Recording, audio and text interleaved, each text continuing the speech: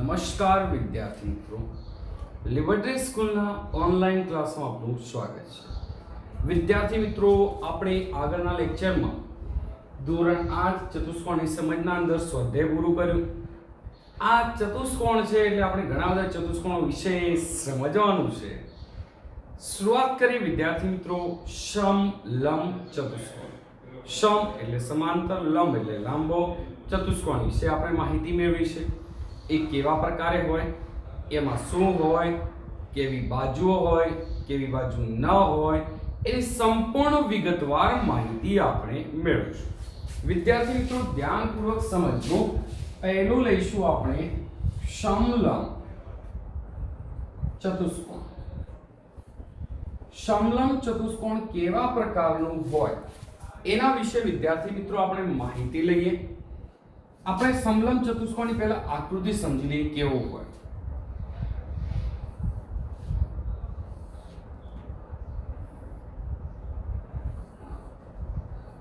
જે આકૃતિ તૈયાર થઈ એક સમલંબ ચતુષ્કોણની આકૃતિ છે. એના અંદર આ A છે નામ આપી દઈએ, B આપીએ, C આપીએ, D આપીએ. એના અંદર બે સામસામેની બાજુઓ સમાન હશે પણ આ બંને સમાન બાજુઓ હશે નહીં. એટલે કહી શકાય કે એક જોડ બાજુની સમાન હશે જ્યારે બીજી જોડ સમાન હશે નહીં. તો આપણે આના અંદર કહીશું કે સમલંબ ચતુષ્કોણમાં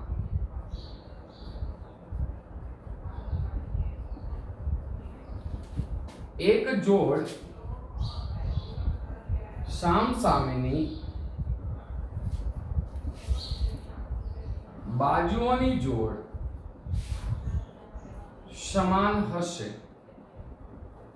અને બીજી બાજુની જોડ આ સમાન હશે નહીં. આ બંને સમાન છે સામસામેની પરસ્પર, પણ આ બે સમાન નથી. તો કઈ બાજુઓ સમાન છે? તો આપણે કહી શકાય AD અને BC સમાન.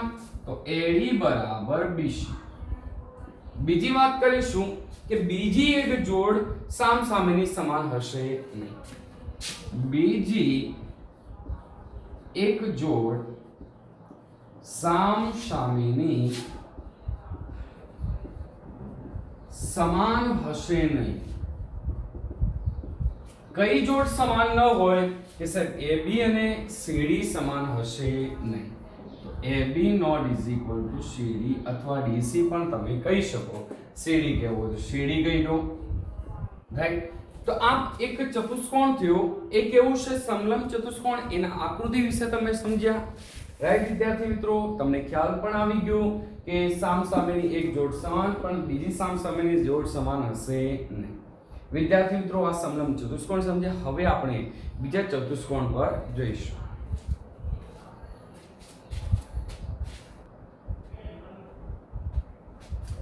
હવે વિદ્યાર્થી મિત્રો આપણે પતંગાકાર ચતુષ્કોણની વાત કરીએ. પતંગાકાર ચતુષ્કોણ કેવો હોય? પતંગ તો જોયું છે સાહેબ, બસ આવો જ ચતુષ્કોણની આપણે વાત કરીશું. પણ પતંગાકાર ચતુષ્કોણ એ ચોરસ ના હોઈ શકે. એક બાબત આ ખાસ ધ્યાન રાખજો.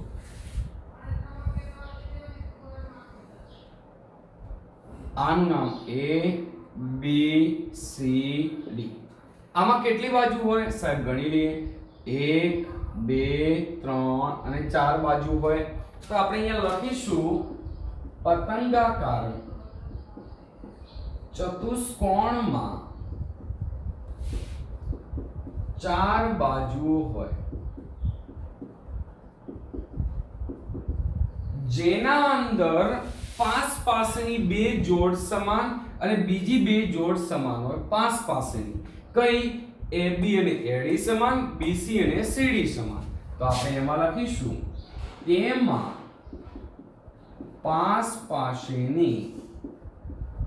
પાસની બે અલગ અલગ જોડ સમાન હોય. કઈ બે જોડ સમાન આવી? તો આપણે કહી શકાય કે સાહેબ આ AB અને AD સમાન, આ BC અને CD સમાન.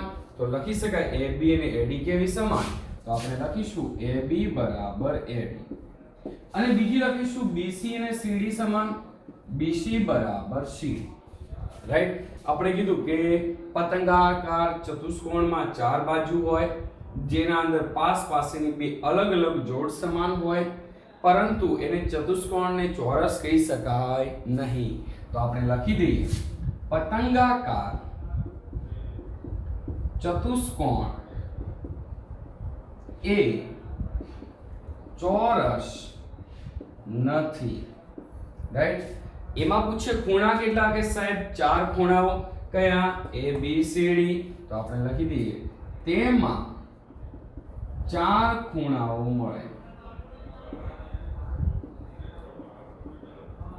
A B C D।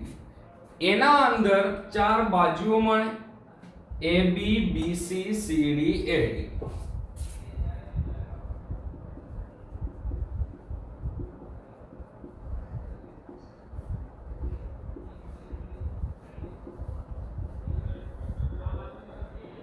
Right. આ થઈ વિદ્યાર્થી મિત્રો પતંગાકાર ચતુષ્કોણ। આના નામ ઉપરથી આપણા મગજમાં લાઈટો થાય, સાહેબ પતંગ આપણને ખ્યાલ છે, દોરી કાઢશો હોય। આ વિદ્યાર્થી મિત્રો પતંગાકાર ચતુષ્કોણ વિશે આપણે માહિતી પૂરી કરી। હવે આપણે આગળ જઈશું।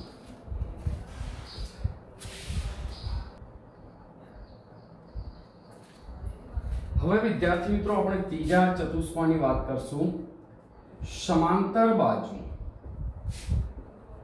ચતુષ્કોણ।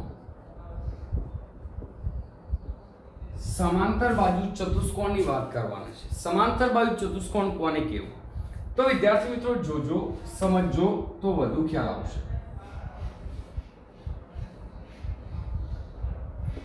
આ એક તૈયાર થયો ચતુષ્કોણ એ સમાંતર બાજુ ચતુષ્કોણ થયો। માનો કે આપણને આને સીધી રેખા દોરી એટલે વધુ ખ્યાલ આવે। આનું નામ આપણે આપી દઈએ A B C D। આ એક સમાંતર બાજુ ચતુષ્કોણ છે। તમને ખબર હશે કે સમાંતર બાજુ ચતુષ્કોણ એક ચતુષ્કોણનો પ્રકાર જ કહી શકાય। તો આપણે લખી દઈએ સમાંતર બાજુ ચતુષ્કોણ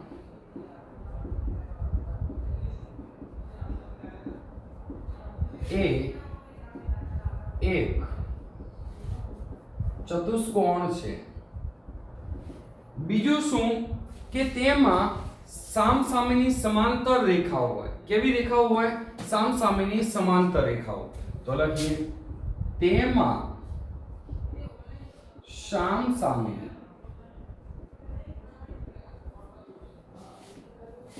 સમાંતર રેખાઓ હોય। સામસામેની સમાંતર કઈ રેખાઓ હોય? તો જોઈએ AB અને CD સમાંતર રેખાઓ। તો આપણે લખી શકાય AB સમાંતર CD, રાઈટ। પણ રેખા છે એટલે ઉપર આપણે દોરવો દોરી શકાય ને, દોરી દઈએ। AB અને CD સામસામેની, AD અને BC પણ સામસામેની। તો લખી દઈએ BC સમાંતર AD। આવી ગઈ। સમાંતર બાજુ ચતુષ્કોણ એક ચતુષ્કોણ છે, તેમાં સામસામેની સમાંતર રેખાઓ જોડ સમાંતર રેખા હોય। તો એવું પણ કહી શકાય કે સમાંતર બાજુ ચતુષ્કોણમાં જે સામસામેની બાજુઓની લંબાઈ હોય છે એ પણ કેવી હોય? સમાન। તો આપણે લખી દઈએ સમાંતર બાજુ ચતુષ્કોણમાં, સમાંતર બાજુ ચતુષ્કોણમાં સામસામેની બાજુઓની લંબાઈ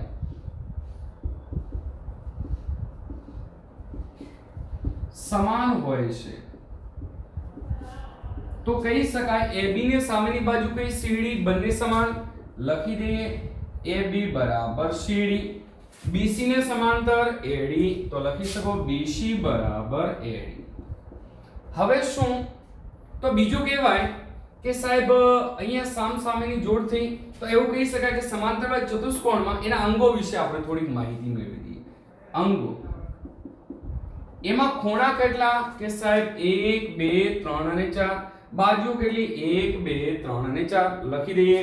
તો સમાંતર બાજુ ચતુષ્કોણ, સમાંતર બાજુ ચતુષ્કોણ ABCD માં ચાર ખૂણાઓ હોય છે. કયા? તો ખૂણો A, ખૂણો B, ખૂણો C અને ખૂણો D. અને આના અંદર ચાર બાજુઓ પણ હોય. લખી દો. સમાંતર બાજુ ચતુષ્કોણમાં ABCD માં ચાર બાજુઓ હોય છે. ચાર બાજુ કઈ હોય? AB, BC, CD અને AD. લખી દઈએ. AB, BC, CD અને AD. જેના અંદર આપણે કહી શકાય સામ સામેની એટલે પાસ પાસેની બાજુ કઈ? તો AB અને AD પાસ પાસેની બાજુ કહેવાય. તો આપણે લખીએ AB AD પાસ પાસેની બાજુઓની જોડ. બીજી જોડ કઈ બને કે સાહેબ કહી શકાય CD અને BC. BC CD પાસ પાસેની બાજુની જોડ બને. હવે આપણને એવું કે ખૂણાઓ કેટલા? કે સાહેબ ચાર ખૂણાઓ જે કીધા ABCD. તો સામ સામેના ખૂણાઓ કયા? કઈ જોડ બને? A અને C. બીજો જોડ B અને D. તો આપણે લખીએ સામ સામેના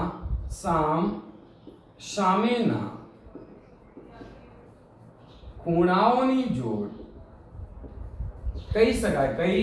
A અને C. ખૂણો A, ખૂણો C અને બીજો કયો? B અને D.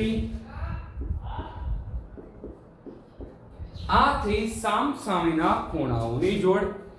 પાસ પાસેની બાજુની જોડ કહી દીધી. તેના સામ સામેના ખૂણાઓની જોડ કહી દીધી. આ બધી થઈ વાત સમાંતર બાજુ ચતુષ્કોણની. વિદ્યાર્થી મિત્રો,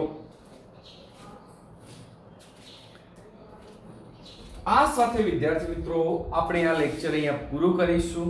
આવતા લેક્ચરમાં ફરી મળીશું. Thank you.